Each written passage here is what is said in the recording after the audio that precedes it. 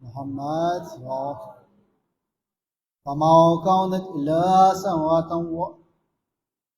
فما كانت إلا ساعة وإذا بولد الحسن قد أقبل فقال السلام عليك يا أمه فقلت وعليك السلام يا قرة عيني وثمرة فؤادي فقال يا أمه إني أشم عندك رائحة طيبة كأنها رائحة جدي رسول الله فقلت نعم إن جدك تحت الكساء فقال الحسن نحو الكساء فقال السلام عليك يا جده يا رسول الله أتأذن لي أن أدخل معك تحت الكساء قال وعليك السلام يا ولدي ويا صاحب حوزي قد أذنت لك فدخل معه تحت الكساء اللهم صل على محمد فما كانت إلا ساعة وإذا بولد الحسين قد أقبل فقال السلام عليك يا أمه فقلت وعليك السلام يا ولدي ويا قرة عيني وثمرة فؤادي فقال لي يا أمه إني أشم عندك رائحة طيبة كأنها رائحة جدي رسول الله فقلت نعم إن جدك وأخاك تحت الكساء فدني الحسين نحو الكساء فقال السلام عليك يا جده والسلام عليك يا من اختاره الله أتأذن لي أن أدخل معكم تحت الكساء فقال وعليك السلام يا ولدي ويا شافي أمتي قد أذنت لك فدخل معهما تحت الكساء اللهم صل على محمد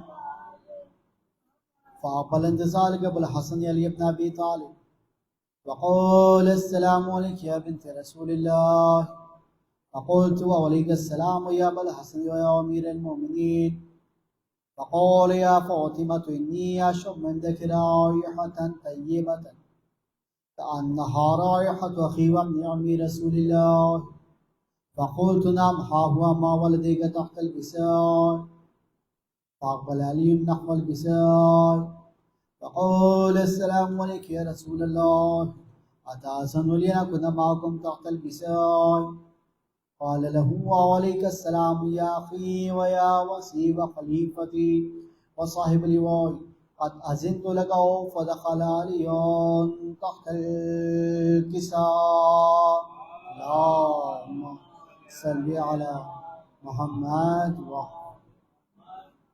ثم أتيت نحو الكساء وقلت السلام عليك بتاه يا رسول الله أتأذن لي أن أكون معكم تحت الكساء قال وعليك السلام يا بنتي ويا بزاتي قد أذنت لك فدخلت تحت الكساء اللهم صل على محمد فلما اكتملنا جميعا تحت الكساء خذ بي رسول الله بطرف الكساء وما بيده اليمنى إلى السماء فقال اللهم إن هؤلاء أهل بيتي وخاصتي وحامتي لحمهم لحمي ودمهم دمي يؤلمني ما يؤلمهم ويحزنني ما يحزنهم أنا حرب لمن حاربهم وسلم لمن سالمهم وعدو لمن عاداهم ومحب لمن أحبهم إنهم مني وأنا منهم فجل صلواتك وبركاتك ورحمتك وغفرانك ورضوانك عليهم وعليهم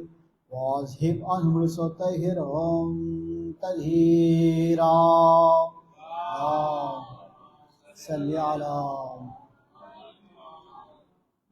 فقال الله عز وجل ملائكته ويا سكان السماوات إني ما خلقت السماء مبنية ولا أرض مطحية ولا قمر منيرا ولا شمس مزية ولا فلك يدر ولا بحر يجري ولا فلك يسري إلا في محبة هؤلاء الخمسة الذين هم تحت الكساء فقال لم جبريل يا رب ومن تحت الكساء فقال عز وجل ما أهل بيت النبوة وما دون الرسالة فاطمة وأبوها وبالها وبنوها اللهم صل على محمد فقال جبريل يا رب أتأذن لي أن أعبد الأرض لأكون معهم سادسا فقال له نعم قد أذنت لك.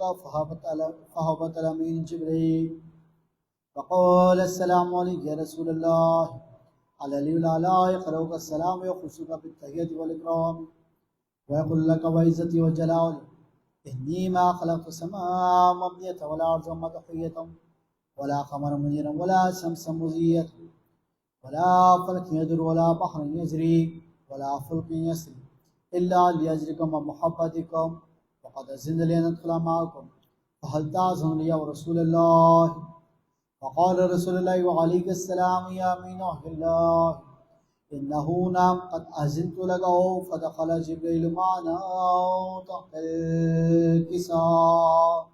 اللهم صل على محمد.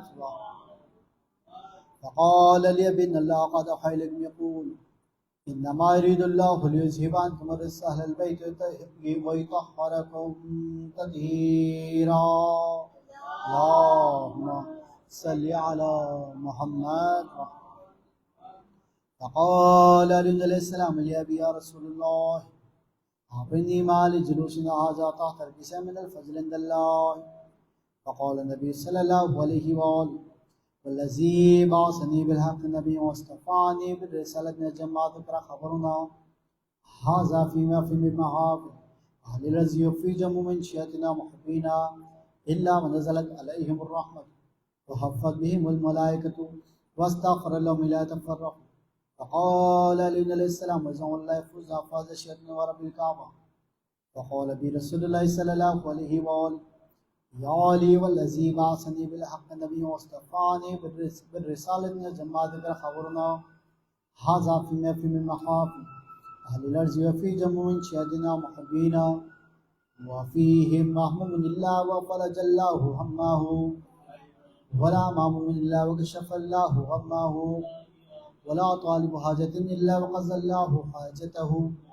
فقال علي عليه السلام وزعم الله يفوزنا وصيتنا وكذلك شيئتنا فازوا وصلوا في الدنيا والآخرة ورب الكعبة.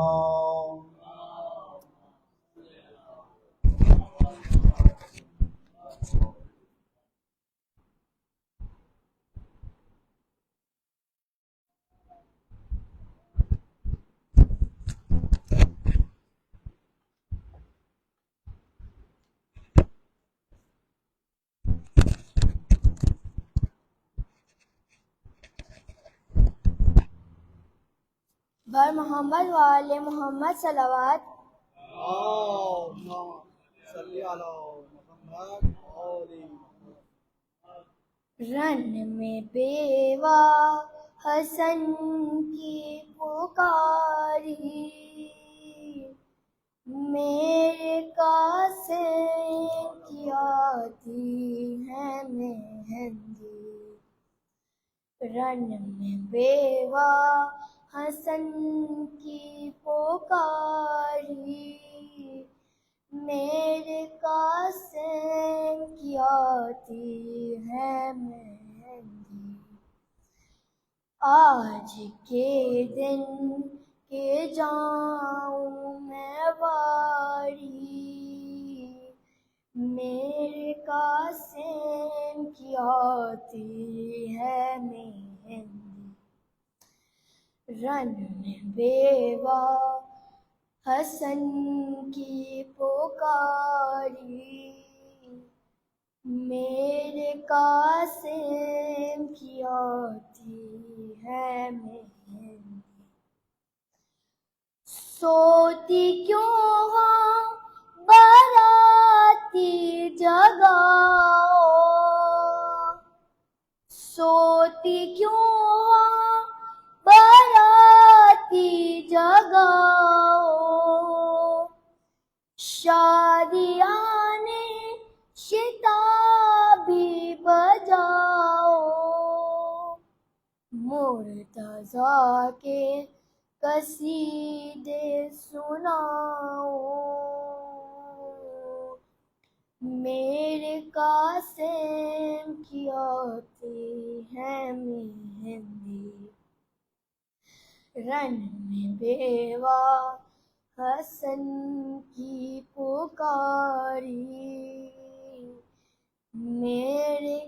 قاسم کی آتی ہے مہندی، یہ عروسی ہے ابن حسن کی، یہ عروسی ہے ابن حسن کی، لاؤ کلیاں نبی کے چمن کی، مانگتاروں سے بھر دو دلہن کی، میرے قاسم کی آتی ہے مہندی، رن میں بیوہ حسن کی پکاری، میرے قاسم کی آتی ہے مہندی، بیویوں کیا نظر ہے تمہاری، بیویوں کیا نظر ہے تمہاری، آ گئی سمندروں کی سواری، کر لو شربت کی جلدی تیاری، میرے قاسم کی آتی ہے مہندی، رن میں بیوہ حسن کی پکاری،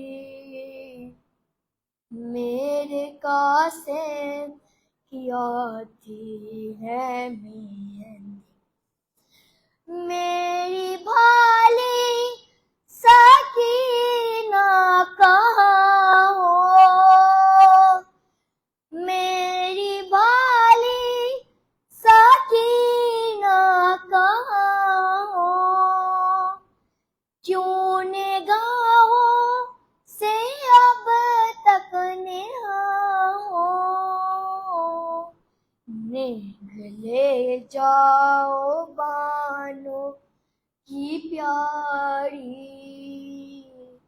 میرے قاسم کی آتی ہے مہندی، رن میں بیوہ حسن کی پکاری، میرے قاسم کی آتی ہے مہندی، جا کے کہہ دو یہ شاہ زمن سے،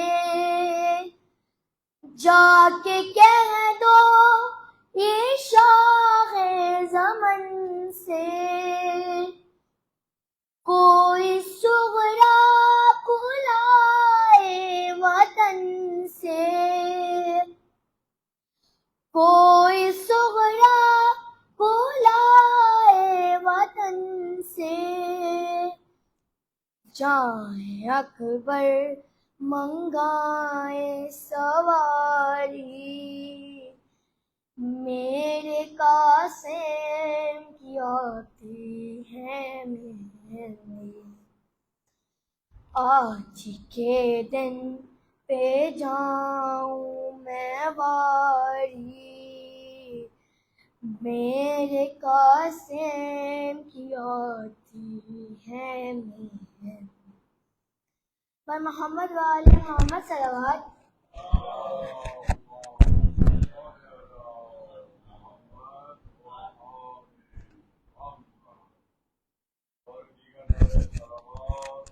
اللهم صل على محمد وآل محمد۔ برائے تعظیم حضور امام زمانہ نرنتر صلوات۔ اللهم صل على محمد وآل محمد۔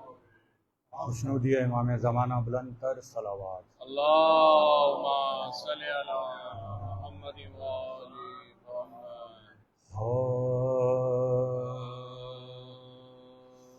جبرن میں ذوالفقار علی ناگہاں چلی،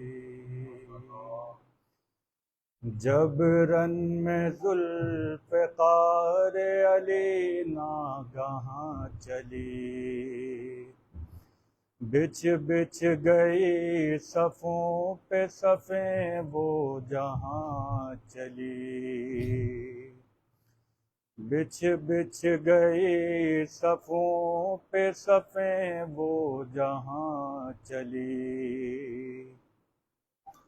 چمکی تو اس طرح ادھر آئی وہاں چلی،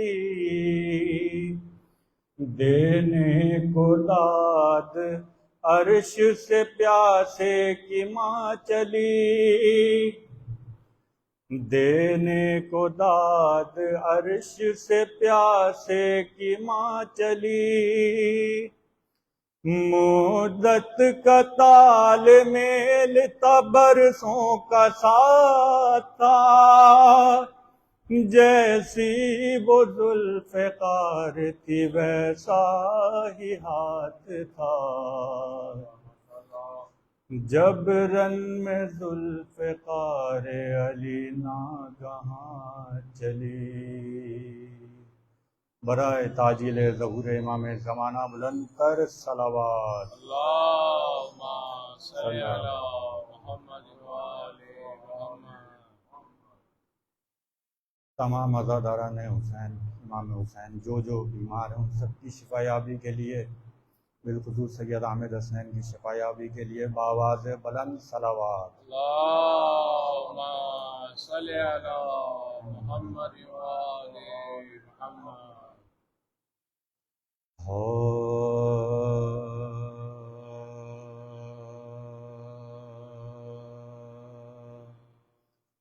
ایک دور سلامی دنیا کا،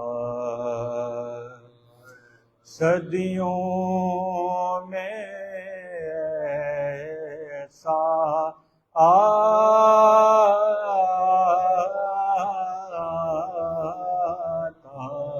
ہے، ایک دور سلامی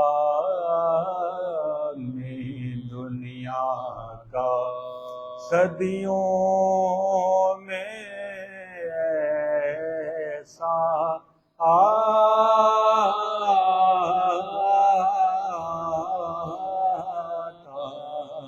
ہے، جب کوئی پیغمبر اٹھتا ہے یا کوئی شہادت پاتا ہے، ایک دور سلامی دنیا کا، جب نوح کا بیوالوں کا رو رو کر کوئی سناتا ہے، جب نوح کا بیوالوں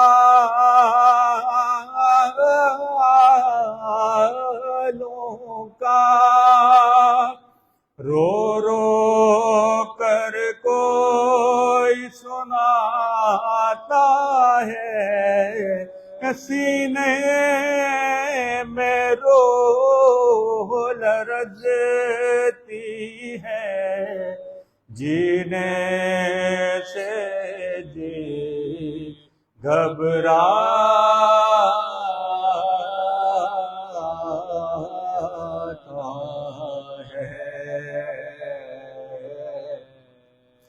ایک دور سلامی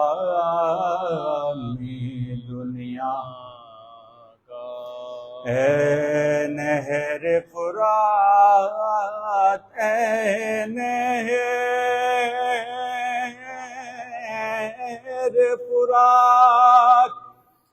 افسوس کر اپنی قسمت پر، اے نہر فرات، اے نہر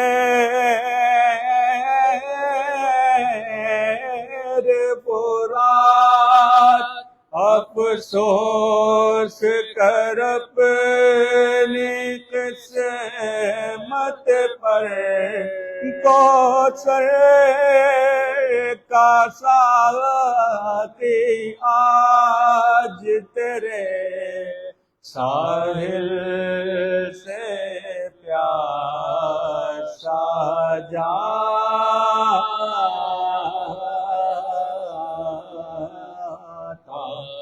ہے۔ ایک دور سلامی دنیا کا سجاد اسیر جور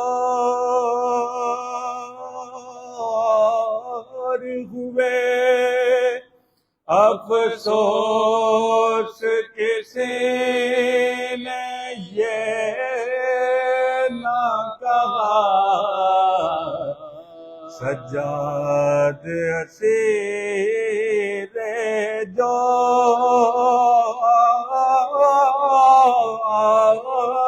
ہوئے، افسوس کسی نے یہ نہ کہا، یہ پاؤں ستون کعبہ ہے، زنجیر کسے پہناتا ہے۔ ایک دور سلامی دنیا کا۔ سورہ فاتحہ۔ بسم اللہ الرحمن الرحیم، الحمدللہ الرحمن الرحیم، ایاک نعبد و ایاک نستعین، اہدنا الصراط المستقیم، غیر المغضوب علیہم محمد وآلہ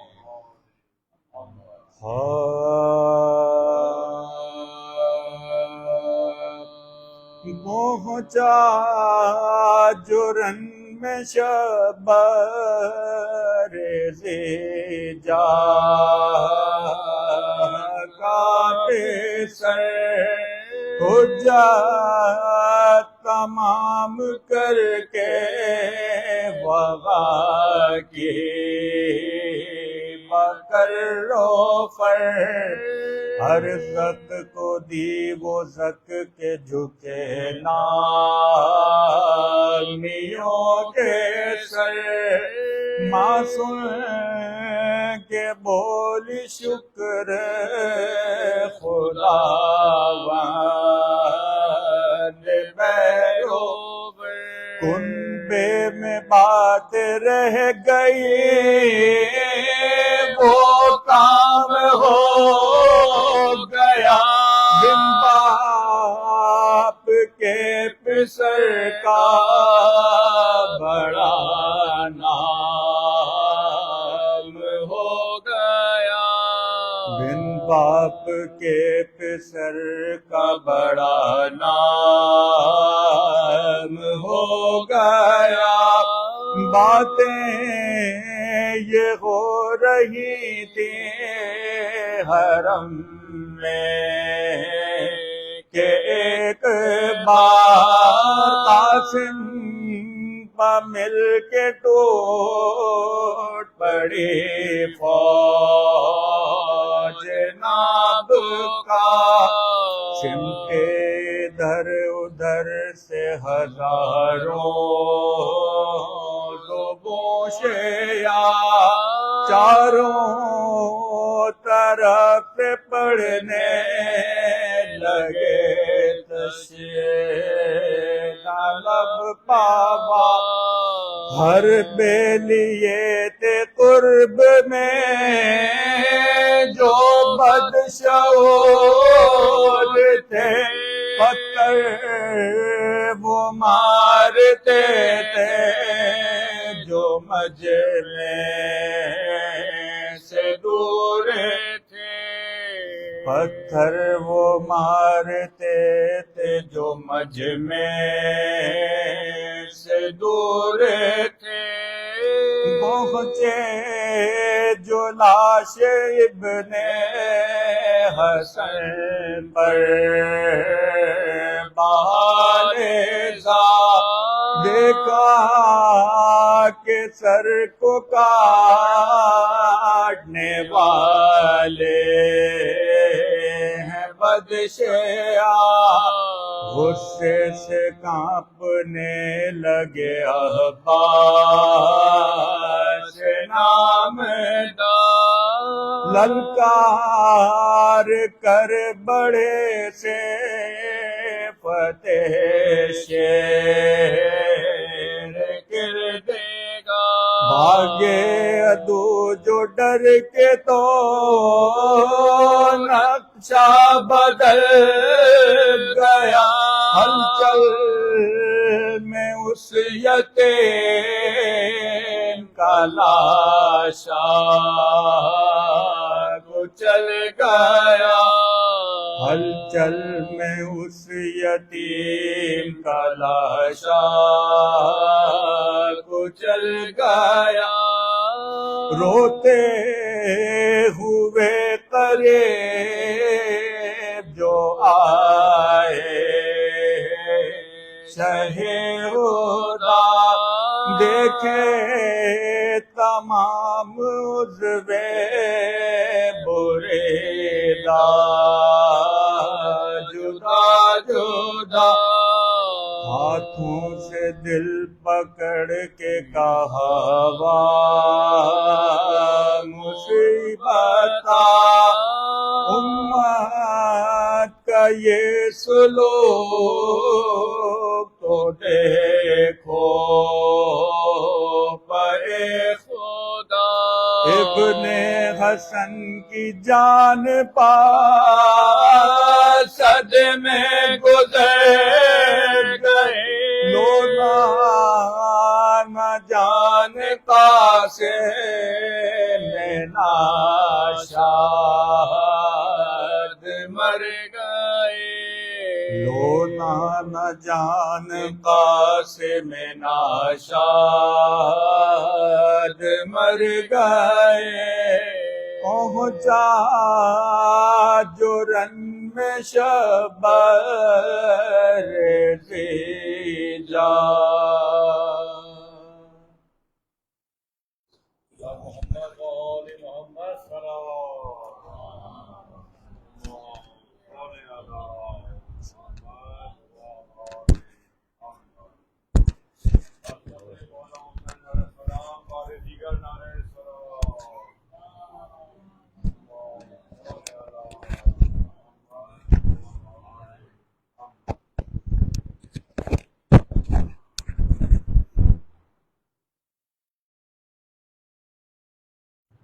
بارے دیگر نعرے صلوات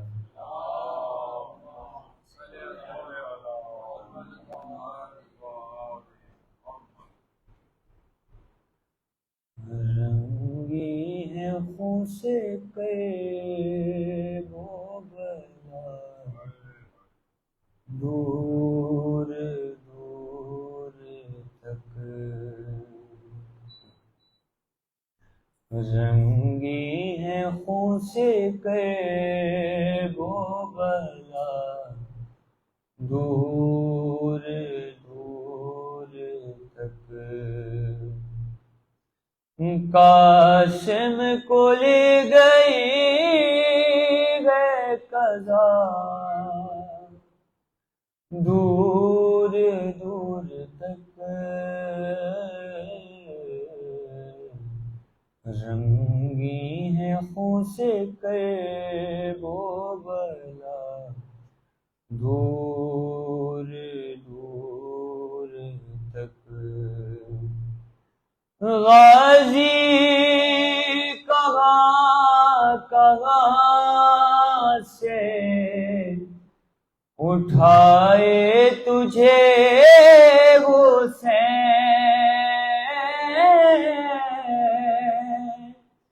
غازی کہاں کہاں سے اٹھائے تجھے حسین، بکھرا ہوا ہے لاشا تیرا، دور دور تک رنگی ہے خون سے کرب و بلا، دور دور تک۔ او لالا کی شامیوں نے گرائے حسین پہ،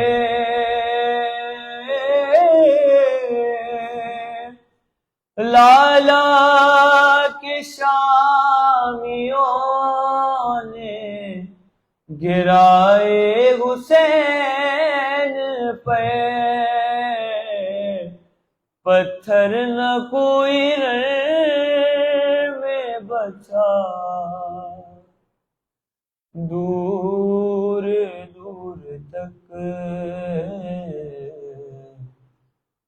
اور اکبر کی لاش پہ کبھی اصغر کی لاش پہ، اکبر کی لاش پہ کبھی اصغر کی لاش پہ،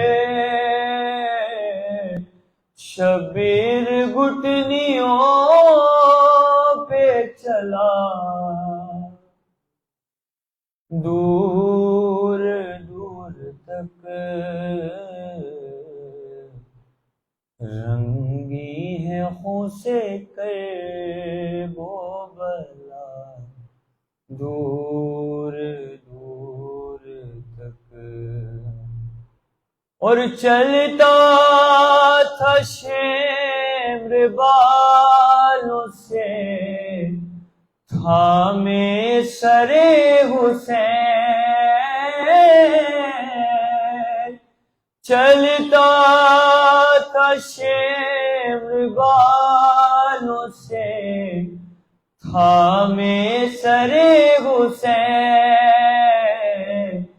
گردن سے خون ٹپکتا گیا، دور دور تک رنگی ہے خون سے کرب و بلا، دور دور تک رنگی ہے خون سے کرب و بلا، دور دور تک۔ بار دیگر نعرہ صلوات۔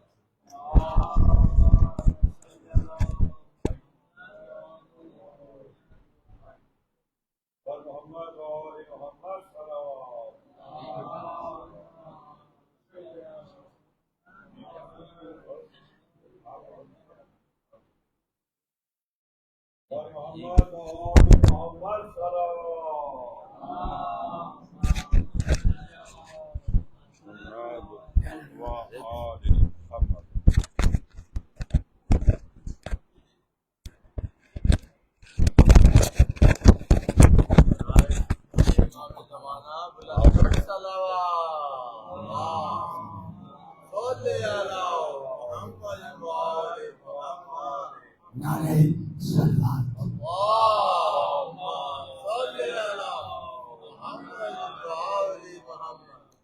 مہمان بنے دشت وغا تک پہنچے،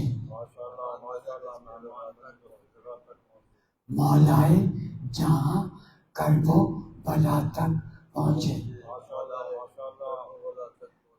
जख्मों के निशान जिस्म पा, सूखे हुए होंठ, जख्मों के निशान जिस्म पा, सूखे हुए होंठ, इस तरह खुदा वाले खुदा तक पहुँचे।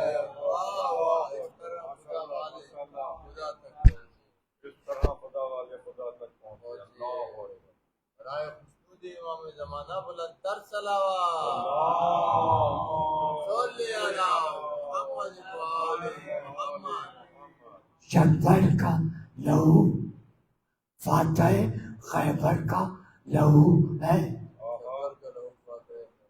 जहरा का लहू शाफ़े मैशर का लहू है।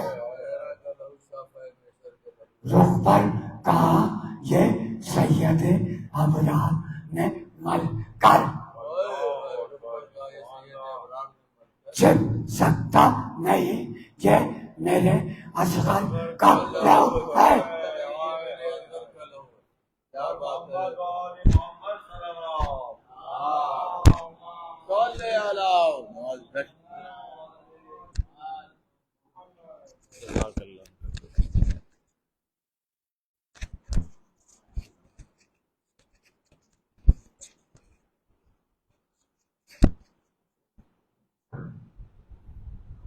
नारे तकबीर,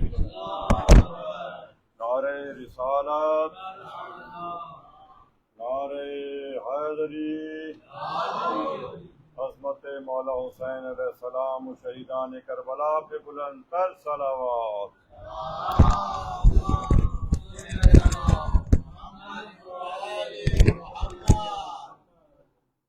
औज़ु बिल्लाहि मिनश शैतानिर रजीम, बिस्मिल्लाहिर रहमानिर रहीम। अल्लाहुम्मा सल्लि व सल्लिम व ज़िद व बारिक अलन नबिय्यिल उम्मिय्यिल अरबिय्यिल क़रशिय्यिल मक्किय्यिल मदनिय्यिल अब्तहिय्यित तहाम्मी सय्यिदिल बहिय्यिस सिराजिल मुज़ीयिल कौकबिद दुर्रिय्यिस स्वाहिबल वक़ार वस सकीना अल मदफून बिअर्ज़िल मदीना अब्दिल मुग़य्यद वर रसूलिल मुसद्ददल मुस्तफ़ल अमजद अल महमूदिल अहमद हबीबिल इलाहिल आलमीन व ख़ातमुन नबिय्यीन व सय्यिदिल मुरसलीन व शफ़ीइल मुज़निबीन व रहमतुल लिल आलमीन अबिल क़ासिम मुहम्मद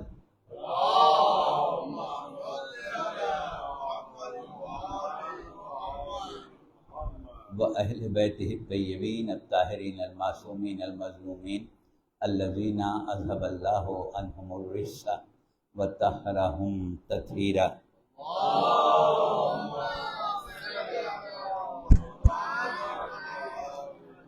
अम्मा बाद फ़क़द क़ालल्लाहु सुब्हानहु व तआला फ़ी मुहकम किताबिहिल हकीम, बिस्मिल्लाहिर रहमानिर रहीम, इन्नद-दीना इंदल्लाहिल इस्लाम। सलवात पढ़ लेंगे।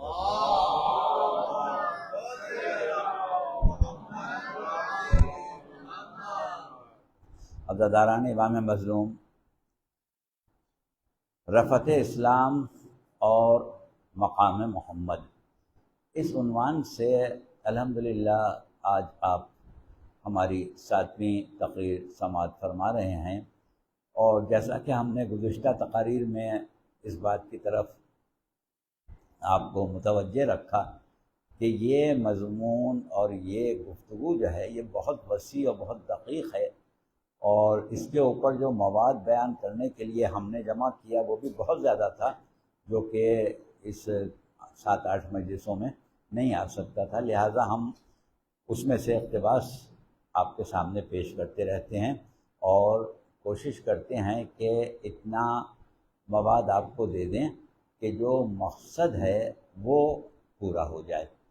तो कल तक हम जो गुफ्तगू कर रहे थे उसमें हमारा जो असल मौजू था वो सरकार रिसालत सल्लल्लाहु अलैहि वसल्लम का।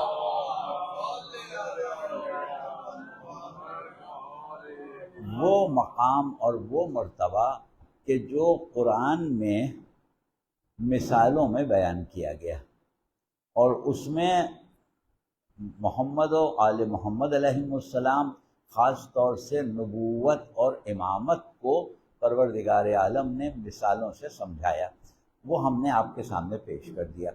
تو اس میں ہم نے 4 آیتوں کا انتخاب کیا تھا، 2 آیتیں سورہ نور کی 35ویں اور 36ویں، اور 2 آیات سورہ احزاب کی، جس میں سرکار رسالت کے لیے سراج منیر کا لفظ استعمال ہوا۔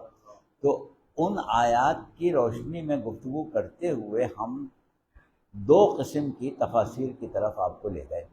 ایک تفسیر وہ جو تدبر فی القرآن کے ساتھ اور قرآن پر اس بنیاد پر غور و فکر کرنا کہ قرآن قول خداوندی ہے اور پوری کائنات عالم موجودات جو ہے وہ فعل خداوندی ہے، لہٰذا ایک کتاب قولی ہے اور ایک کتاب وجودی ہے۔ تو جتنے علوم ہمارے بڑھ رہے ہیں وہ ظاہر ہے کہ کائنات کے بارے میں بڑھ رہے ہیں۔ جو زمانہ ترقی کر رہا ہے وہ کائنات کے علوم حاصل کر رہا ہے، چاہے وہ طبقات الارض ہو، چاہے وہ حیات کے علوم ہوں، اجرام فلکی کے، چاہے وہ انسانوں سے متعلق ہوں، چاہے حیوانوں سے متعلق ہوں، چاہے انسانوں کے جسموں سے متعلق ہوں، چاہے ان کی نفسیات سے متعلق ہوں، چاہے ان کے ذہنوں سے متعلق ہوں، سب پروردگار عالم کی تخلیق ہے، سب اللہ نے خلق کیا ہے۔ تو اب اللہ نے جو کچھ خلق کیا ہے وہ اس کا فعل ہے۔ تو اب ہم جتنا فعل الہی میں مہارت حاصل کرتے جائیں گے اتنی معرفت پروردگار عالم بڑھتی جاتی ہے۔ جتنی معرفت پروردگار عالم بڑھتی ہے اتنا اس کا قول جو ہے اس کو سمجھنا آسان ہوتا ہے۔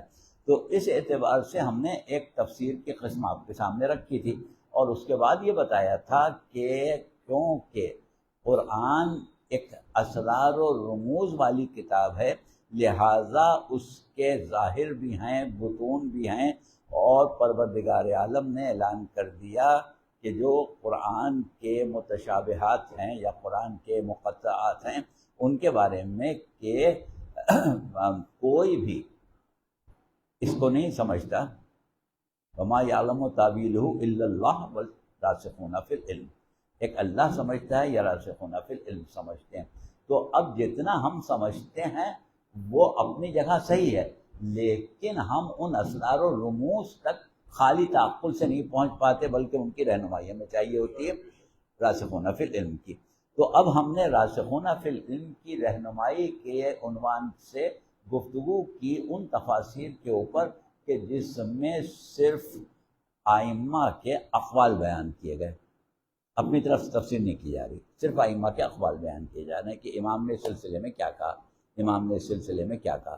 تو ان چیزوں کو جب ہم نے آپ کے سامنے رکھا تو بات یہاں پہنچی کہ جب ہم سورہ نور کی اس آیت کو تلاوت کرتے ہیں کہ اللہ نور السماوات والارض، اللہ زمین و آسمان کا نور ہے، اور پھر اس کے بعد جب ہم کہتے ہیں کہ مثل نور، اس کی مثال جو ہے وہ یہ ہے کہ جیسے ایک طاق ہے جس میں ایک چراغ روشن ہے، اور وہ پوری تفصیل ہم پڑھ چکے ہیں، اس کو دوبارہ نہیں پڑھنا۔ تو اب اس کے بارے میں کہ وہ طاق، اس کے لیے لفظ استعمال ہوا مشکات، کہ ایک مشکات ہے اور اس میں ایک چراغ ہے، اور وہ چراغ جو ہے اس پر ایک قندیل ہے، وہ چراغ زیتون کے تیل سے روشن ہے، وغیرہ وغیرہ۔ تو اب ایسی صورت میں محمد وآل محمد صلوات،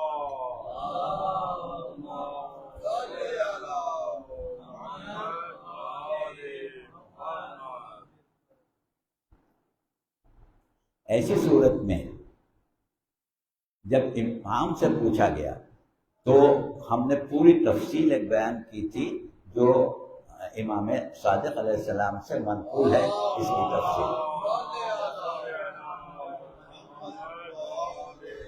کہ جب امام سے پوچھا گیا کہ یا رسول اللہ، یا ابن رسول اللہ، یہ مشکات کیا ہے، تو آپ نے فرمایا کہ یہ قلب محمد ہے، یعنی وہ جو روشن چراغ ہے وہ طاق میں ہے، طاق جو ہے وہ قلب محمد ہے، اور وہ روشن چراغ کیا ہے؟ وہ نور علم نبوت ہے، وہ نور علم نبوت ہے۔ تو جب نور کی شکل میں علم نبوت بیان کیا گیا، تو جب یہاں تک بات پہنچ گئی کہ علم نبوت جو ہے وہ بشکل نور ہے، تو یہاں سے ہم یہ دیکھتے ہیں کہ سرکار رسالت جو ہیں وہ خاتم الانبیاء ہیں، اور آپ کی نبوت جو ہے وہ کامل ہے، اور علم نور یا نور علم نبوت دینے والا پروردگار عالم ہے۔ پروردگار عالم کا علم لامحدود ہے، بلکہ وہ عین علم ہے، اور جس نبی کو علم دے رہا ہے وہ تا قیامت بحیثیت نبی اس کی نبوت باقی ہے۔ اب صورت یہ ہے کہ زمانہ ترقی کرتا چلا جا رہا ہے۔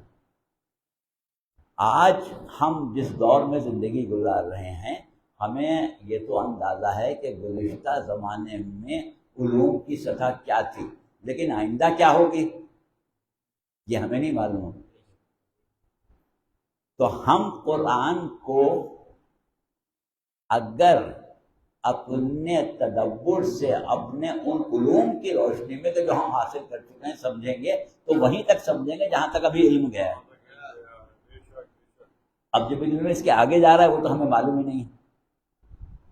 تو جس طرح ہم سے پہلے والے جو تھے وہ الحمدللہ رب العالمین کا مطلب نہیں سمجھتے تھے، اب آج ہم بہت سی چیزوں کا مطلب نہیں سمجھتے، نہ ہمیں معلوم ہے کہ اس کے آگے کیا ہے۔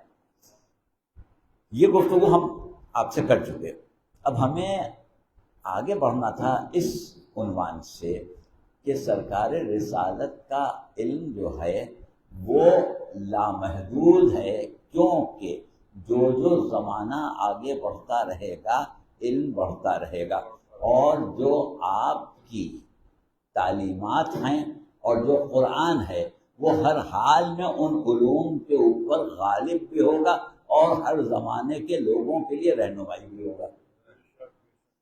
ٹھیک ہے، اچھا، تو اب کہا کہ سرکار رسالت صلی اللہ علیہ وآلہ وسلم کا قلب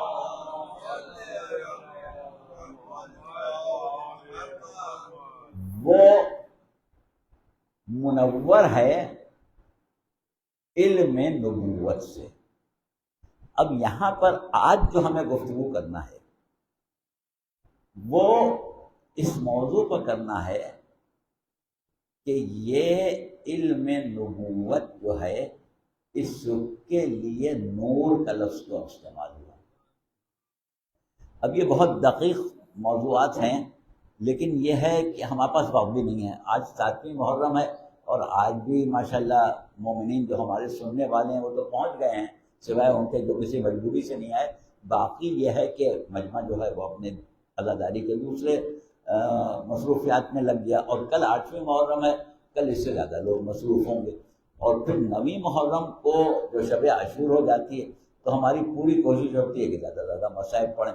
تو اس اعتبار سے سمجھیے ہمارے پاس وقت نہیں ہے اور ابھی گفتگو بہت کافی ہے، تو ہم جتنی آج ہو سکے گی اتنی ہی کریں گے، باقی اگر کل اور پرسوں موقع ملا تھوڑا بہت تو کر دیں گے، لیکن آپ یہ سمجھ لیں کہ بس آج آخری ہی گفتگو ہو رہی ہے، اس سے زیادہ کا موقع ہمیں نہیں ملے گا۔ تو اس وجہ سے ہم نے پھر وہی والا سلسلہ رکھا ہے کہ اقتباس نکال کے ہم پڑھیں گے، پوری گفتگو جو ہم زبانی پڑھتے تھے وہ نہیں پڑھیں گے۔ محمد و آل محمد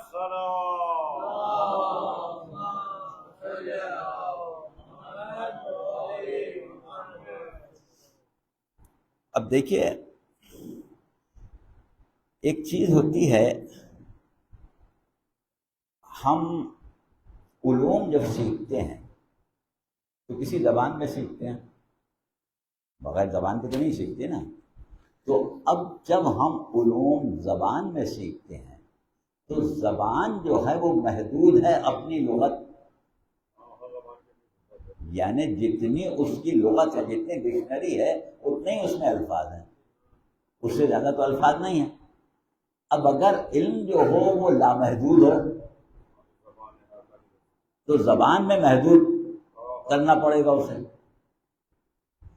شاید ہم نے کبھی آپ کو یہ مثال سمجھائی تھی کہ کوئی بھی زبان ہو، اس کی جو لغت ہوتی ہے، جو اس کی ڈکشنری ہوتی ہے، اس میں وہی الفاظ ہوتے ہیں جن سے اس زبان کے بولنے والوں کا واسطہ پڑتا ہے۔ جن سے ان کا واسطہ ہی نہ پڑے وہ الفاظ نہیں ہوتے۔ جیسے مثال کے طور پر فرض کریں کہ ایک نامعلوم جزیرہ ہے جس کا پوری دنیا سے کوئی تعلق نہیں ہے، وہاں لوگ آباد ہیں، اور اس جزیرے پر اونٹ نہیں ہوتا۔ اب وہ جو زبان بولتے ہیں اس میں اونٹ کے لیے تو کوئی لفظ نہیں ہے۔ اب آپ ان کو اونٹ کے بارے میں سمجھانا چاہیں تو کیا کریں گے؟ آپ کے پاس لفظ تو ہے ہی نہیں، یعنی آپ کے پاس لفظ ہے، ان کے پاس تو ہے ہی نہیں۔ تو اب کون سا لفظ آپ زبان سے نکالیں کہ ان کے ذہن میں اونٹ کا تصور آئے؟ وہ تو نہیں آئے گا۔ تو کیا کرنا پڑے گا کہ زبان آپ ان کی بولیں گے، الفاظ ان کے بولیں گے، مفہوم اپنا سمجھائیں گے۔ تو اب ہوتا یہی ہے کہ علوم الہیہ جو نبوت کو عطا کیے گئے ہیں وہ تو لامحدود ہیں۔ اب اگر ان کو زبان کے سانچے میں ڈھالا جائے تو الفاظ محدود ہیں۔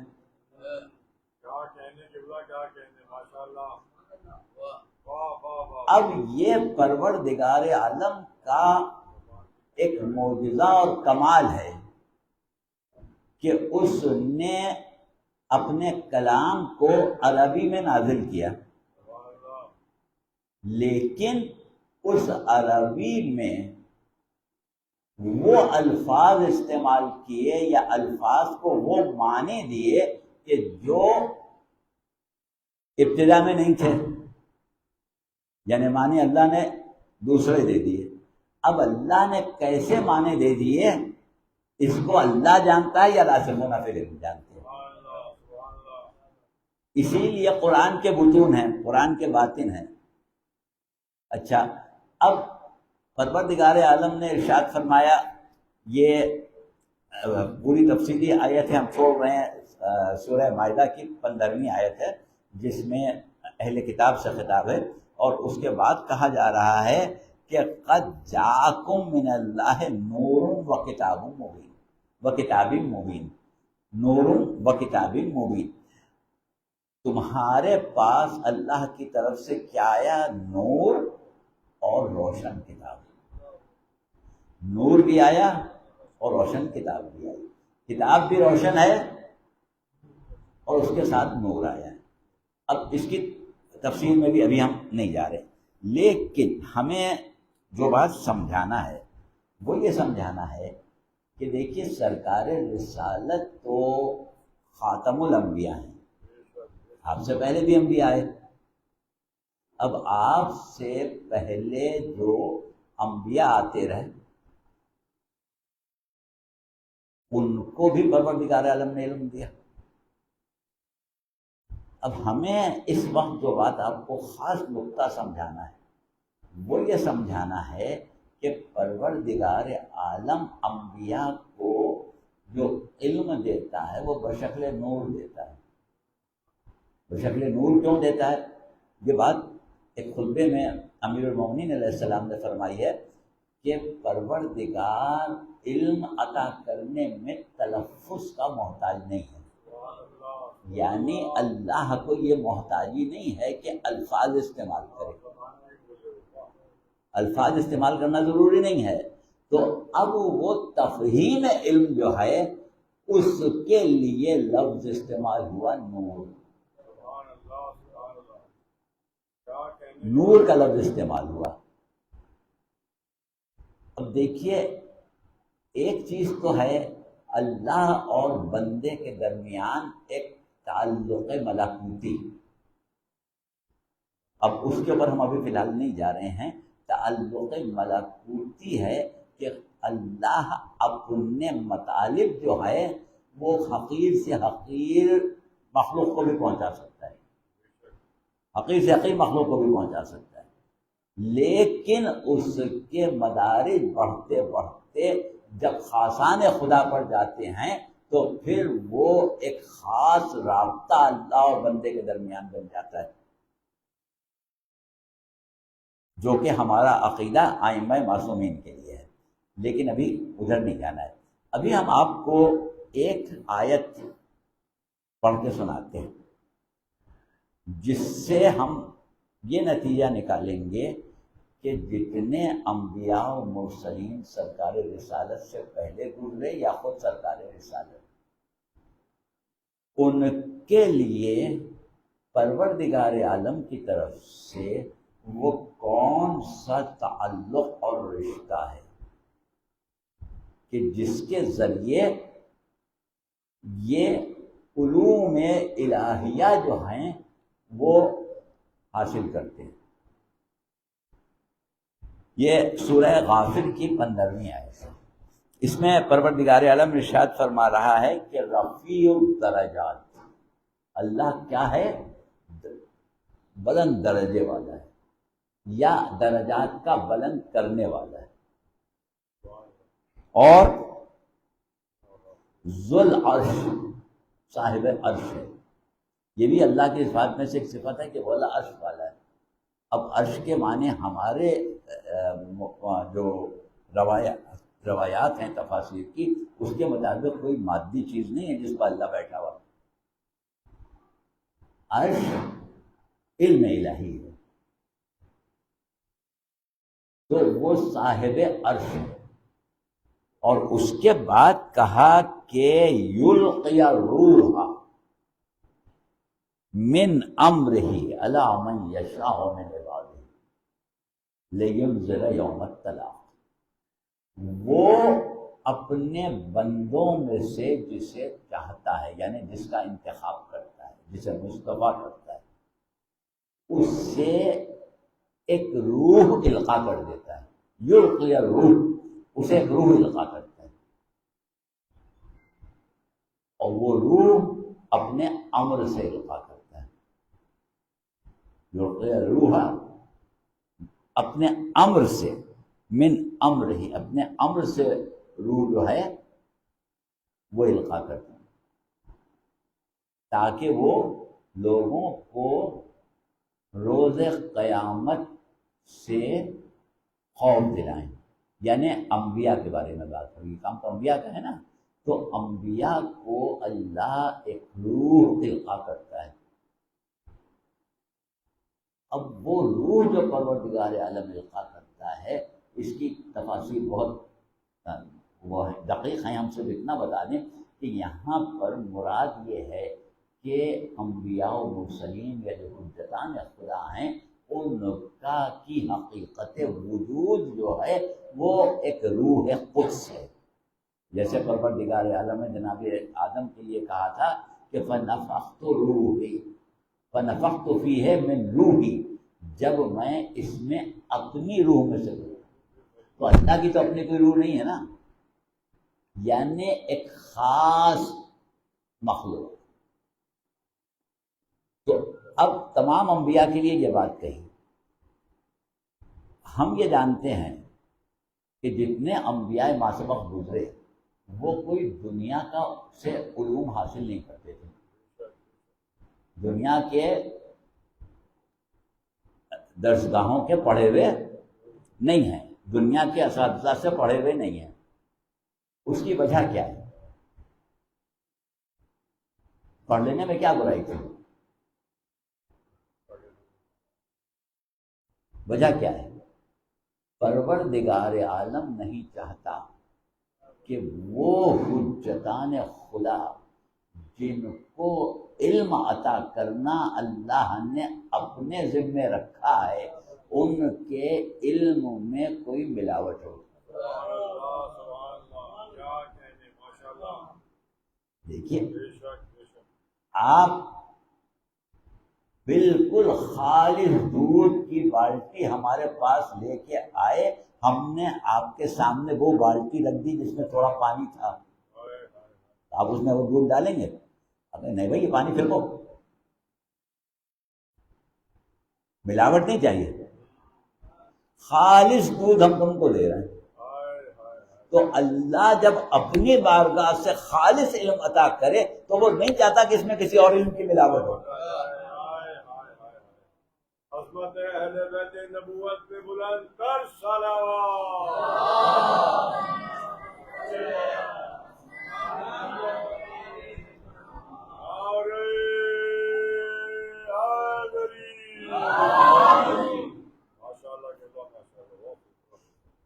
تو اب دیکھیے پروردگار عالم اس طریقے سے تمام انبیاء کو علم دے رہا ہے، تو جب تمام انبیاء کو خالص علم دے رہا ہے تو پیغمبر اسلام کو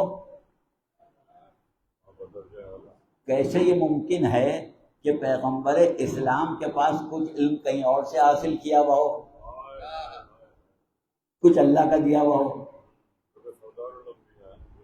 تو جتنا علم ہوگا اللہ کی طرف سے ہوگا، اس میں کسی دوسرے کے علم کا کوئی آمیزش، کوئی ملاوٹ نہیں ہوگی۔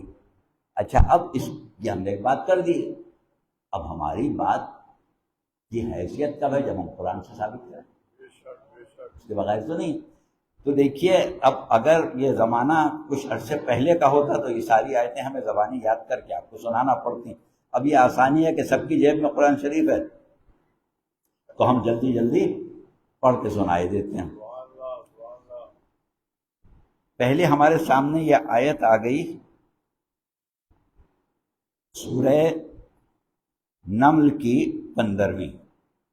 ارشاد رب العزت ہو رہا ہے کہ وَلَقَدْ آتَيْنَا دَاوُودَ وَسُلَيْمَانَ عِلْمًا وَقَالَ الْحَمْدُ لِلَّهِ الَّذِي فَضَّلْنَا عَلَى كَثِيرٍ مِّنْ عِبَادِهِ الْمُؤْمِنِينَ، اور ہم نے داؤد اور سلیمان کو علم عطا کیا۔ اب داؤد اور سلیمان کو علم عطا کیا کا مطلب یہ کہ اللہ نے براہ راست عطا کیا۔ یہ امور پروردگار عالم ہیں، اسباب نہیں ہیں۔ آگے چل کے ہمیں گفتگو کریں، اسباب نہیں ہیں، براہ راست ہے کہ اللہ نے داؤد اور سلیمان کو جب علم عطا کیا تو انہوں نے اللہ کی حمد کی، کہا الحمدللہ، اور کیا کہا کہ پروردگار وہ ہے جس نے ہمیں اپنے مومن بندوں میں سے کثیر بندوں پر فضیلت عطا کر دی۔ یعنی اللہ کا علم دینا یہ فضیلت ہے۔ وہ جو آپ سے اکثر لوگ کہتے ہیں نا کہ صاحب غیر نبی نبی سے افضل کیسے ہو گیا، تو پھر نبی نبی سے افضل نہیں ہونا چاہیے۔ لیکن یہاں اللہ کہہ رہا ہے کہ بہت سو سے افضل کر دیا۔ انبیاء سے افضل ہوتے ہیں۔ انبیاء کو اللہ نے یہاں پر کہا کہ بہت سے مومن بندوں سے افضل کیا، کس بنیاد پر؟ علم کی بنیاد پر، یعنی فضیلت کی بنیاد جو ہے وہ علم ہے۔ اچھا، یہ سورہ نمل کی 15ویں آیت تھی۔ اس کے بعد آپ دیکھیں سورہ نمل کی 16ویں آیت، وَوَرِثَ سُلَيْمَانَ دَاوُودَ قَالَ يَا أَيُّهَا النَّاسُ عُلِّمْنَا مَنطِقَ الطَّيْرِ وَأُوتِينَا مِن كُلِّ شَيْءٍ إِنَّ هَذَا لَهُوَ الْفَضْلُ الْمُبِينُ۔ اور پھر سلیمان داؤد کے وارث ہوئے، اور جب وارث ہوئے تو انہوں نے کیا کہا؟ انہوں نے کہا کہ دیکھو لوگوں، اللہ نے مجھے پرندوں کی زبان سکھائی ہے۔ اب پرندوں کی زبان اللہ کے علاوہ کوئی سکھا سکتا ہے؟ یہ ڈائریکٹلی ہے نا۔ اچھا، اب پرندوں کی زبان سکھائی، پرندوں کی منطق الطیر، پرندوں کی زبان سکھائی۔ پرندوں کی زبان پروردگار عالم نے سکھائی جناب سلیمان کو۔ اب جب اللہ نے جناب سلیمان کو پرندوں کی زبان سکھائی تو کس زبان میں سکھائی؟ میڈیم آف اسٹڈی کیا ہوگا؟ پرندوں کی زبان سکھانے کے لیے آپ نے کبھی سوچا کہ اللہ نے کس زبان میں سکھائی؟ زبان میں نہیں سکھائی، بشکل نور اتارا، بشکل نور اتارا۔ اچھا، اب اسی طریقے سے ہم کچھ آیتیں چھوڑ دیتے ہیں، کچھ لیے لیتے ہیں۔ سورہ کہف پر آ جائیں آپ، سورہ کہف اور اس کی آیت ہے 65۔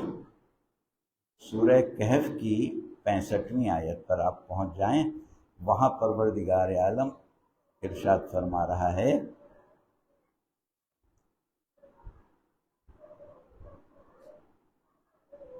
اور محمد وآل محمد صلوات۔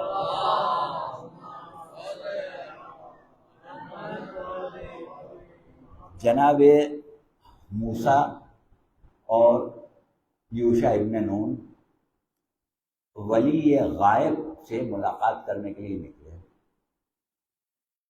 تو اللہ نے کہا کہ تم مرج البحرین تک چلے جاؤ، وہاں پر وہ مل جائے گا۔ پورا واقعہ وہ سورہ کہف میں موجود ہے، اس کو نہیں بجانا ہے۔ اب جب وہ مرج البحرین پر پہنچ گئے اور ایک دفعہ آگے بڑھ گئے تھے، پھر وہ مچھلی چلی گئی تھی تو واپس آئے، اور وہاں جب پہنچے تو اللہ کیا کہہ رہا ہے کہ وہ وجدہ عبدم من عبادنا، انہوں نے وہاں ہمارے بندوں میں سے ایک بندے کو پایا، وہاں انہوں نے ہمارے بندوں میں سے ایک بندے کو پایا۔ آتیناہ رحمتا من عندنا وعلمناہ من لدنا علما، ہم نے اس کو اپنی رحمت عطا کی تھی، اس بندے کو ہم نے اپنی رحمت عطا کی تھی، اور یعنی اس بندے سے ملے جسے ہم نے اپنی رحمت عطا کی بھی ہے، اور اس کو ہم نے اپنی خاص بارگاہ سے علم عطا کیا۔ یہ جناب خضر کا ذکر ہے کہ جناب خضر کو اللہ نے اپنی خاص بارگاہ سے علم عطا کیا۔ اب اور آیتیں ہیں وہ چھوڑے دیتے ہیں کہ پروردگار عالم نے اپنے انبیاء ما سبق کو مختلف انداز سے مختلف علوم عطا کی۔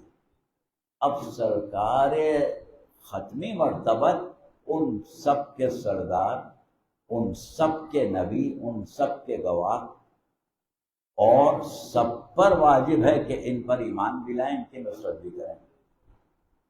تو ان کے لیے بھی ہمارے پاس کوئی آیت ہونا چاہیے ایسی کہ جس سے ہم ایک مرتبہ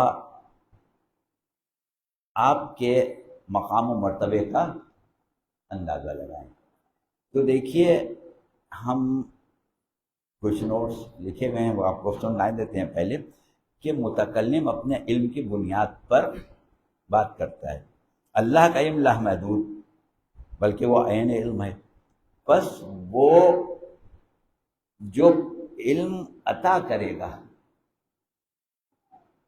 اس کے لیے سورہ نجم میں کہا سرکار رسالت کے وَمَا يَنطِقُ عَنِ الْهَوَىٰ إِنْ هُوَ إِلَّا وَحْيٌ يُوحَىٰ عَلَّمَهُ شَدِيدُ الْقُوَىٰ، اس کو علم تعلیم دی ہے اس نے کہ جو شدید القویٰ ہے۔ اللہ نے اپنے لیے ایک لفظ استعمال کیا، شدید القویٰ، بہت زیادہ قوت رکھنے والا۔ اور یہاں بہت زیادہ قوت سے مطلب مادی قوت نہیں ہے، بلکہ ایک غیر مادی قوت، بہت زبردست قوت رکھنے والا ہے، جس نے اس کو تعلیم کیا ہے، اس کو علم دیا ہے۔ تو اب پیغمبر اسلام کا مقام یہ ہوا کہ وَمَا يَنطِقُ عَنِ الْهَوَىٰ، بغیر وحی کے کلام کرتے ہی نہیں۔ تو جب بغیر وحی کے کلام کرتے ہی نہیں، اور تو جتنا بھی کلام کرتے ہیں وہ سب وحی سے ہے، اور وہ وحی کیا ہے؟ وہ علوم ہیں جو اللہ نے ان کو سکھائے ہیں۔ دیکھیے، ایک بات ہم تھوڑی سی آپ کو سمجھیں، ہمارے پاس رسول کی حدیث بھی ہے ہمارے پاس حدیث قدسی بھی ہے، ہمارے پاس قرآن بھی ہے، لیکن یہ تینوں چیزیں آئیں کہاں سے؟ زبان پیغمبر سے ہی آئیں نا. تو کیا ہمیں کیسے پتا چلے کہ یہ قرآن ہے؟ رسول نے کہا یہ قرآن ہے تو ہم نے کہا قرآن. رسول نے کہا یہ میری حدیث ہے تو ہم نے کہا ٹھیک ہے یہ رسول کی حدیث ہے. رسول نے کہا یہ حدیث قدسی ہے، ہم نے کہا حدیث قدسی ہے. تو یعنی قول رسول جو ہے وہ ایسے امین کا قول ہے کہ قرآن، حدیث اور حدیث قدسی ہر شے کو وہ الگ کر کے بتا رہا ہے، ہر شے کو الگ کر کے بتا رہا ہے. اچھا اب بتا کیوں رہا ہے؟ کہ جیسے وہ سوائے وحی کے بات ہی نہیں کرتا. ایک آیت اور بھی وقف ہو رہے ہیں کہ کوئی کام ہی نہیں کرتا بغیر وحی کے. یہ گفتگو ایک مرتبہ ایک محفل میں ہم کر رہے تھے تو وہ دانشوروں کی محفل تھی. کچھ لوگوں نے کہا کہ صاحب یہ آپ عجیب باتیں کر رہے ہیں کہ رسول خود سے کچھ کریں گے نہیں، جو کچھ کر رہے ہیں وہی سے، تو یہ تو کٹ پتلی ہو گئے، خود تو کچھ کر ہی نہیں رہا، جیسے ڈوری ہل رہی ویسے چل رہا. تو اس میں کمال کیا ہوا؟ آپ کیا جواب دیں گے؟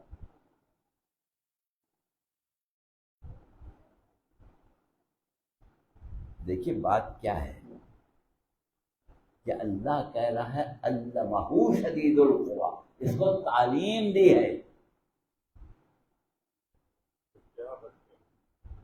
تو وہی جو ہے وہ تعلیم ہے، کٹ پتلی کی ڈوری نہیں ہے، علم ہے، ادراک ہے. آپ جب گفتگو کرتے ہیں تو اپنے علم کی بنیاد پر کرتے ہیں نا. اگر آپ ڈاکٹر ہیں تو ڈاکٹروں والی بات کرتے ہیں، وکیل ہیں تو وکیلوں والی بات کرتے ہیں، انجینئر ہیں تو انجینئروں والی بات کرتے ہیں. یہ تو نہیں ہوتا کہ آپ انجینئر ہیں باتیں ڈاکٹر والی کر رہے ہیں. اپنے علم کے مطابق بات کرتے ہیں نا. اور آپ مکمل طور سے تابع عقل ہیں. عقل کام کرتی ہے علم کے ساتھ، علم کی روشنی میں جتنا علم ہوتا ہے اتنی عقل کام کرے گی. جہاں سے علم جواب دے وہاں سے عقل آگے نہیں بڑھے گی. یعنی مثال کے طور پر آپ بہت عقل مند آدمی ہیں، سارے کام عقل مندی کے کرتے ہیں. ہم نے آپ سے کہا کہ بھائی ہمیں کوئی مرض ہو گیا علاج کر دیں، بھائی میں کیسے کروں؟ بھائی آپ تو عقل مند ہیں نا، عقل سے تھوڑی ہوں کروں گا، علم میں تو ہونا چاہیے. تو اب علم جو ہے ادراک وحی یہ کمال عقل محمد ہے.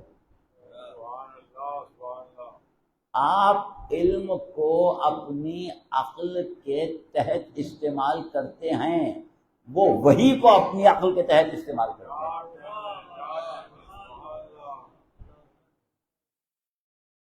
تو تابع وحی ہیں. اب اس کے بعد ایک آیت جس کے لیے ہمیں آپ کو رحمت دینا تھی، مگر یہ تو ایسا لگ رہا ہے کہ شاید ہم اس سے آگے بڑھ ہی نہیں پائیں گے. سورہ شورا کی آیت ہے 52. ارشاد رب العزت ہے کہ وَكَذَلِكَ أَوْحَيْنَا إِلَيْكَ رُوحًا مِّنْ أَمْرِنَا، اور اسی طرح ہم نے آپ کے اوپر وحی کی ایک روح اپنے امر سے. اسی طرح یعنی جیسے دیگر انبیاء کو کرتے تھے ویسے ہی ہم نے آپ کے اوپر بھی کی ایک روح، ہم نے آپ کے اوپر وحی کی. اب یہاں پر بھی روح سے مراد ہم آپ کو صرف بتا دیں بغیر تفصیل میں جائے کہ یہ روح قدس ہے، یہ روح محمد ہے. یہ وہ روح ہے کہ جو نور علم سے سرشار ہے، نور علم سے معمور ہے، اس میں نور علم نبوت ہے۔ اور جیسا کہ ابھی ہم نے کہا کہ علم نبوت بارگاہ خداوندی سے خالصتاً دیا گیا ہے، اور رسول کو باہر سے کسی علم کے اس میں ملانے کی ضرورت نہیں ہے۔ دیکھیے یہ آیت ہم آپ کے سامنے پڑھتے ہیں، اور آپ جا کے مسلمانوں کی تمام تفاسیر میں اس آیت کی تفسیر دیکھیں تو اس میں یہ لکھا ہوا ملے گا آپ کو کہ رسول اللہ نہ ایمان کو جانتے تھے نہ کتاب کو جانتے تھے، جب نبوت آئی تو پتہ چلا، یہ مطلب لیا جاتا ہے۔ لیکن اب آپ کیا مطلب لیتے ہیں یہ آپ دیکھیں، کیونکہ اس کے آگے کہا جا رہا ہے کہ ما کنتا تدری مل کتاب والایمان ولکن جعلناہ نورا نہدی بہی من نشاء من عبادنا۔ آپ نہیں جانتے تھے کہ کتاب کیا ہے، ایمان کیا ہے۔ اس کا مطلب یہ نہیں کہ آپ جاہل تھے، آپ نہیں جانتے تھے کا مطلب یہ کہ کہیں اور سے نہیں لیتے تھے، جو ہم نے دیا ہے وہی ہے، یعنی جو علم ہم نے آپ کو دیا ہے وہ خالص ہمارا دیا ہوا ہے، باہر سے آپ نے لے کے نہیں سیکھا ہے، باہر سے نہیں آیا ہے، خالصتاً ہمارا دیا ہوا علم ہے کہ آپ جانتے ہی نہیں تھے کہ کیا علم ہے کیا کتاب ہے۔ مطلب یہ کہ اس کے علاوہ نہیں جانتے تھے، جو ہم نے دیا بس وہی جانتے ہیں۔ ولیکن جعلناہ نورا نہدی بہ من نشاء من عبادنا، اور ہم نے آپ کو وہ نور عطا کیا، اور ایسا نور ہم ہدایت کرتے ہیں اپنے بندوں میں جس کی چاہیں، یعنی جس کا انتخاب کریں۔ اور اس کے بعد کہا وَإِنَّكَ لَتَهْدِي إِلَىٰ صِرَاطٍ مُسْتَقِيمٍ، اور آپ تو وہ ہیں جو صراط مستقیم کی ہدایت کرتے ہیں، آپ صراط مستقیم کی ہدایت کرتے ہیں۔ تو اب دیکھیے بس ہم ایک نقطہ ذرا سا شروع کیے دیتے ہیں، پھر اس کے بعد اگر موقع ہوا تو آئندہ مجلسوں میں اس کو پورا کریں گے، صلوات پڑھ لیں گے۔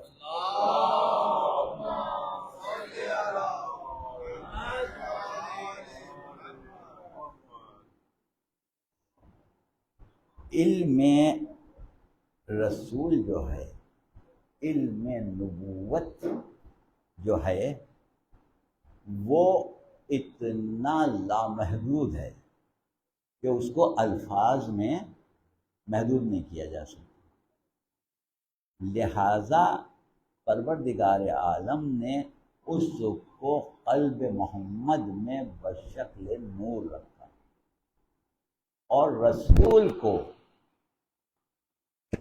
یہ اختیار ہے، یا یہ سمجھیں کہ رسول اس علم کے استعمال سے تعلیم کتاب و حکمت دیتے ہیں۔ کتاب کا علم اور حکمت کا علم یہ رسول اپنے الفاظ میں بیان کرتے ہیں، وہ نور جو اللہ نے دیا ہے اس کو اپنے الفاظ کے سانچے میں ڈالتے ہیں، اپنے الفاظ کے سانچے میں ڈھال کے کتاب اور حکمت کی تعلیم دیتے ہیں۔ اب رسول کتاب و حکمت کی تعلیم دیتے ہیں اپنے الفاظ میں، یعنی رسول کو یہ ملکہ حاصل ہے کہ وہ علم جو اللہ نے نور کی شکل میں دیا ہے اس کو تبلیغات کے لیے الفاظ میں ڈال لیں، الفاظ میں ڈھال کے رسول بیان کرتے ہیں۔ اب اس کے بعد ہمیں جس مقام پر آنا تھا وہ یہ ہے کہ اللہ نے نور کی شکل میں نور علم نبوت رسول کو عطا کیا، اور نور کی شکل میں قرآن بھی عطا کیا۔ تو قرآن کو جیسے ابھی ہم نے کہا کہ تمہاری طرف آیا نور اور کتاب مبین. اب ایک چیز یہ ہے کہ ہم آپ کو یہ سمجھانا چاہتے تھے کہ پروردگار عالم نے رسول کو بشکل نور علم دیا. رسول اس سے تبلیغات کرتے ہیں, رسول اس سے تعلیم کتاب و حکمت دیتے ہیں, لیکن ایک چیز عطا کی نور کی شکل میں قرآن. تو قرآن کو کس طریقے سے سرکار رسالت کو سکھایا؟ سورہ رحمان نے کہا کہ الرحمن علم القرآن, رحمان نے قرآن کی تعلیم دی. تو اب یہ موضوع جو ہے اس کو ہم انشاءاللہ کل بیان کریں گے کہ ہمارے پاس تقریباً 8-9 آیتیں ہیں جس میں عربی میں قرآن کے نزول کا ذکر ہے کہ اللہ نے قرآن کو عربی میں نازل کیا. کیوں نازل کیا؟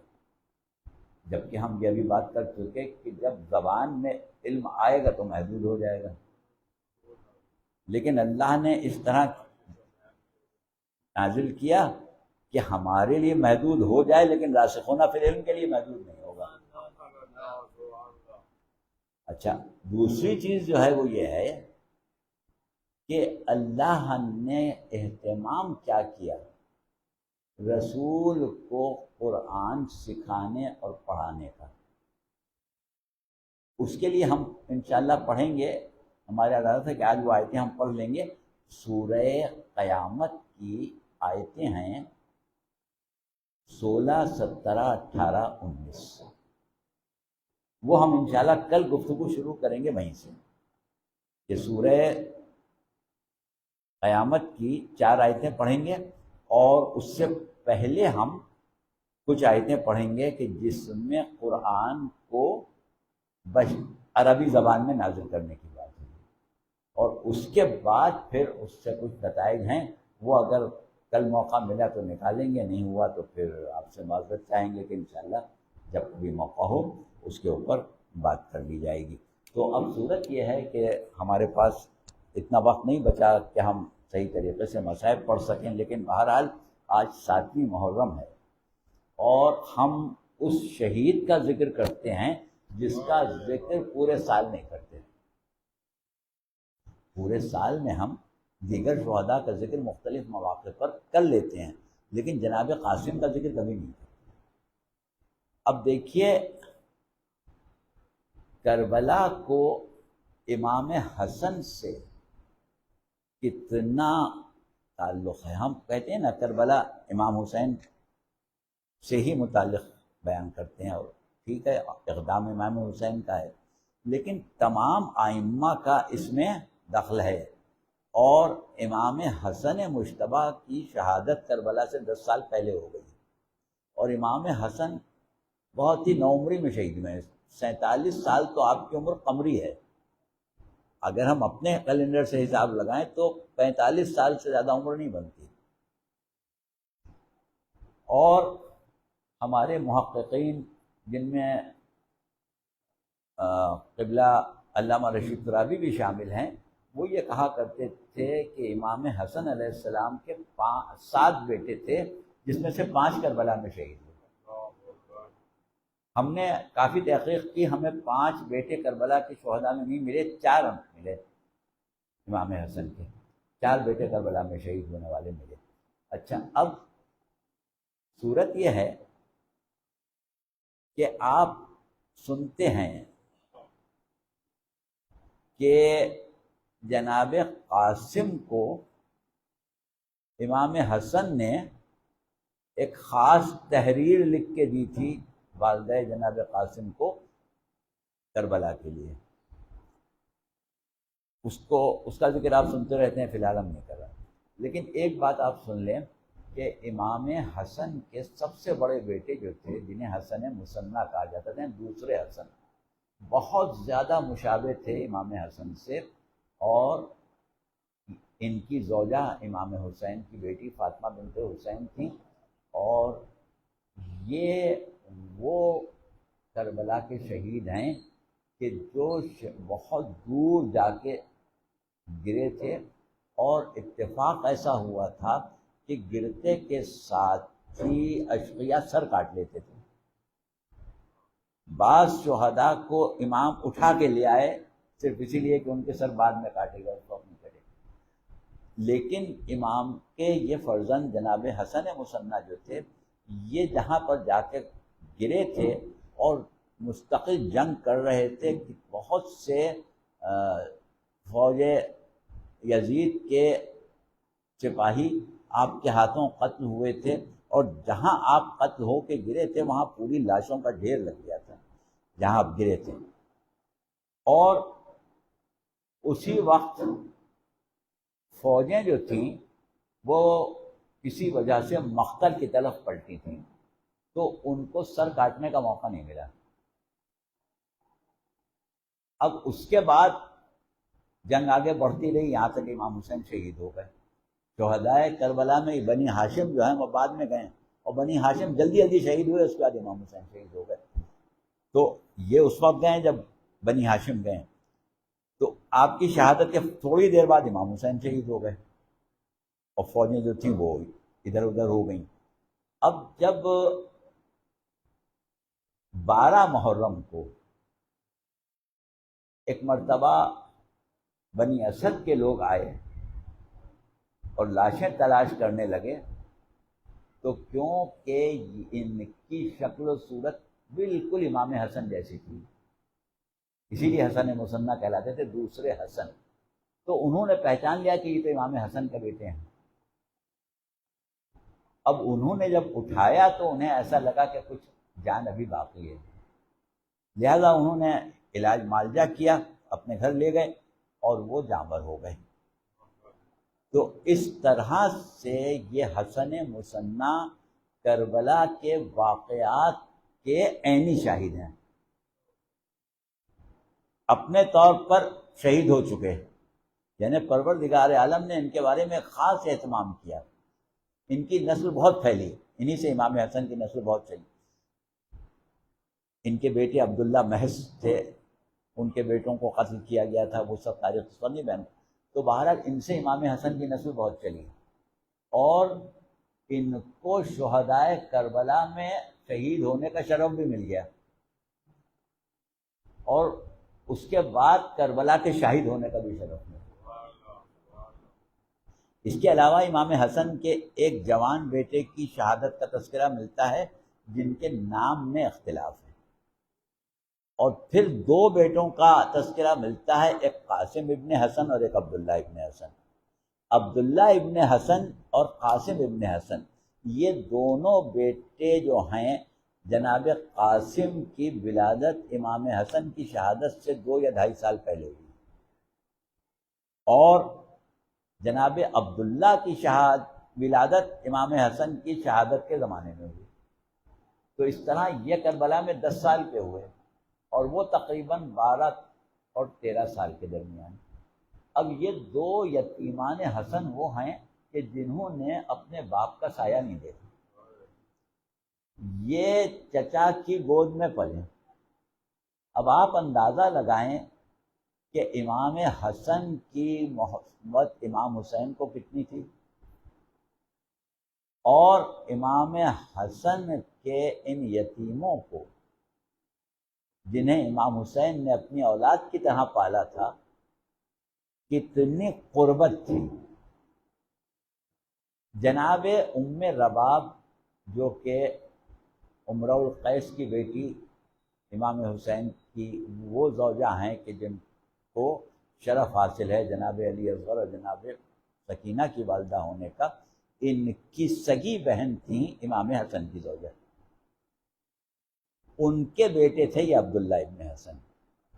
تو اس طرح یہ عبداللہ ابن حسن جو تھے وہ جناب ام رباب کے سگے بھانجے تھے، اور ان کو امام حسین سے اتنی محبت تھی کہ یہ 10 سال کا بچہ جس وقت امام حسین شہید ہونے لگے اور گھوڑے سے گرے ہیں، اس وقت یہ بچہ گھر سے چچا چچا کہتا ہوا دوڑا تھا کہ چچا میں آ رہا ہوں۔ اس کے ہاتھ میں تلوار تھی، جو زمین پر خط کھینچ رہی تھی، اور یہ سیدھا امام حسین کے پاس پہنچا۔ امام حسین زمین پر گر چکے تھے۔ اس وقت جب ایک ظالم کی تلوار چلی تو اس بچے نے ہاتھ سے تلوار کو روکنا چاہا، اس سے بچے کے ہاتھ کٹ کے گرے اور اس کے بعد وہ بچہ وہیں شہید کیا گیا۔ تو یہ جناب علی اصغر کے بعد دوسرا بچہ ہے جو امام کی گود میں شہید ہوا، عبداللہ ابن اسد۔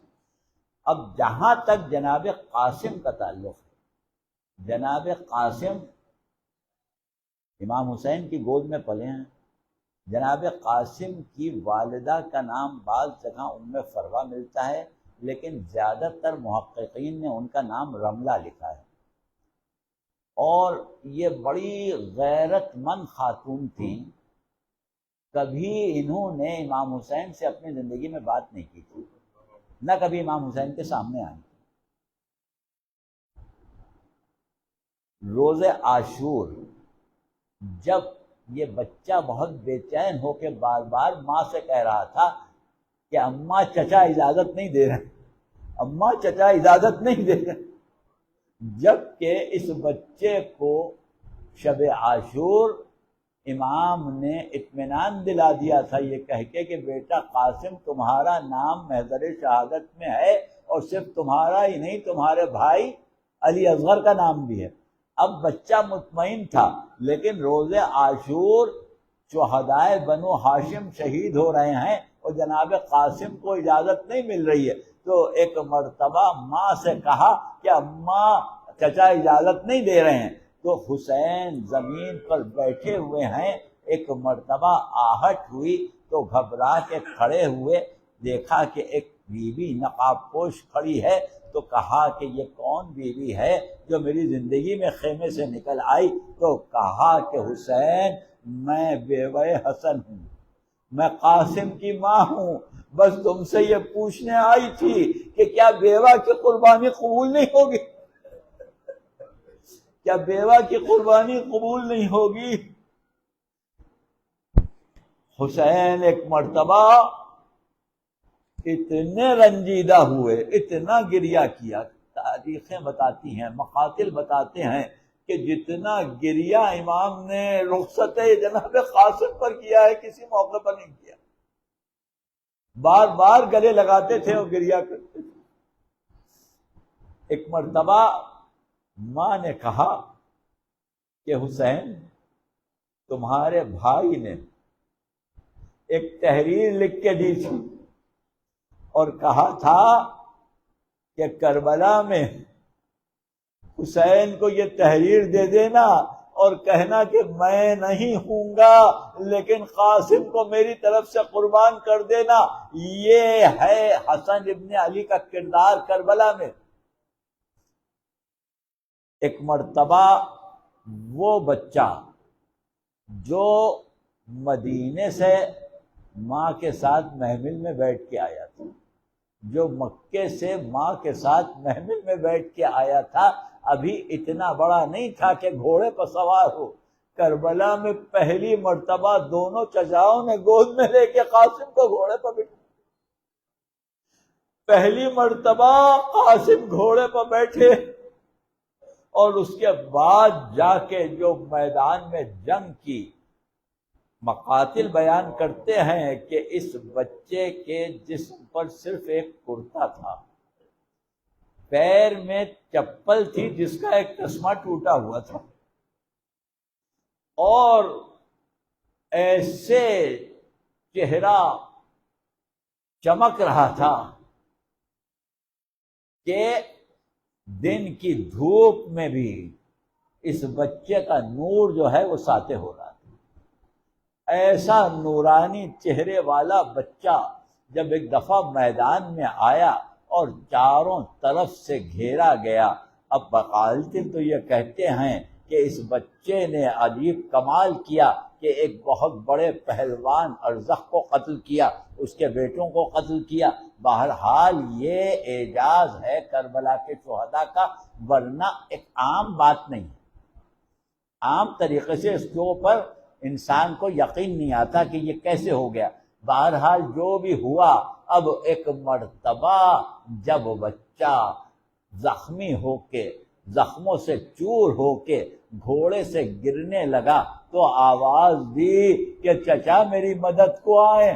اب جو چچا نے آواز سنی تو دونوں چچا بے چین ہو کے دوڑے، لیکن اس بچے تک پہنچنے سے پہلے گھوڑے دوڑتے ہوئے اس طرف کے اس طرف اور اس طرف کے اس طرف چلے گئے تھے۔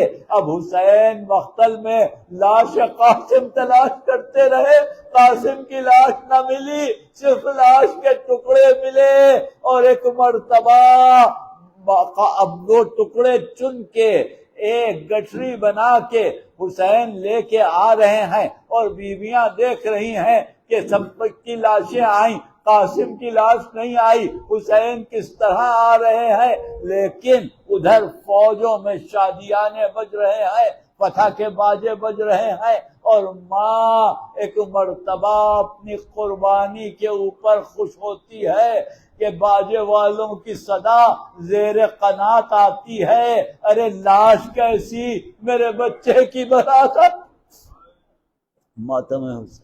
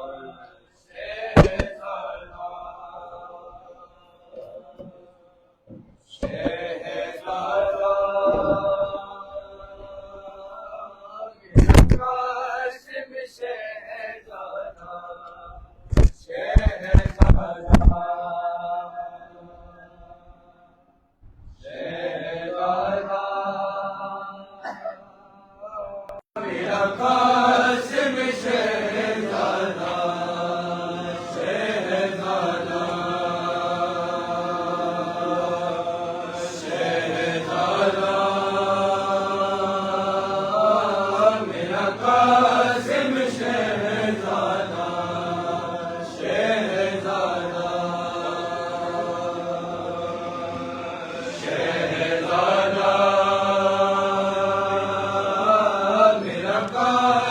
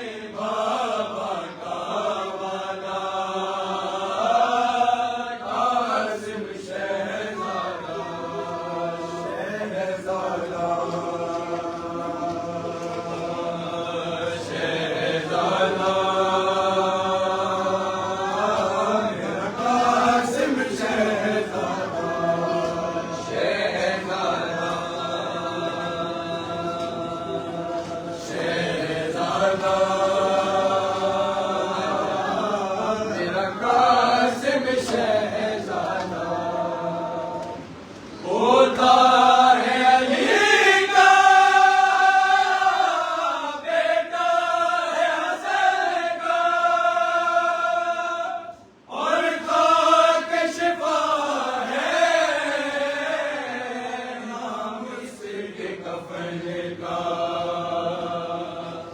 اللہ کا دین بچانے آیا ہے علم نبھانے بابا کا والا قاسم شہزادہ شہزادہ شہزادہ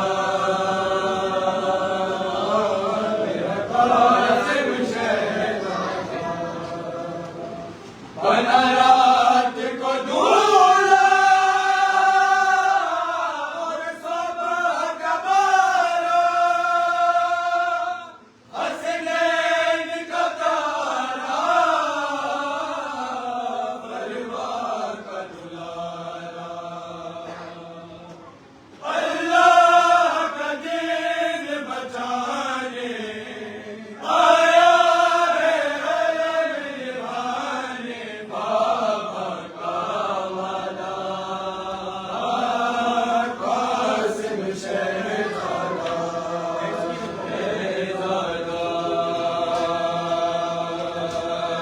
شہزادہ میرا قاسم شہزادہ ہے اس کی زبان رابر کی زبان پتھر کے کلیجے ہو جائیں گے پانی اللہ کا دین بچانے آیا ہے علم نبھانے بابا کا والا قاسم شہزادہ شہزادہ شہزادہ میرا قاسم شہزادہ شہزادہ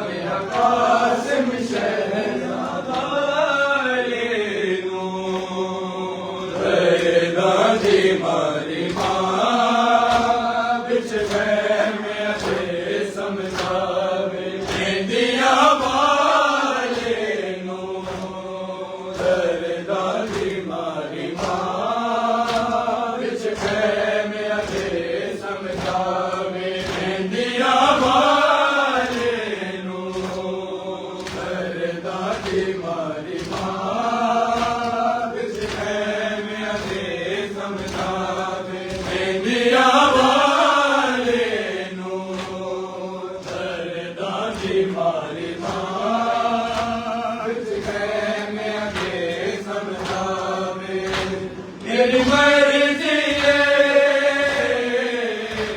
قاسم بچڑا میری مرضی ہے قاسم بچڑا اج کیوں دے فرض نبھاوے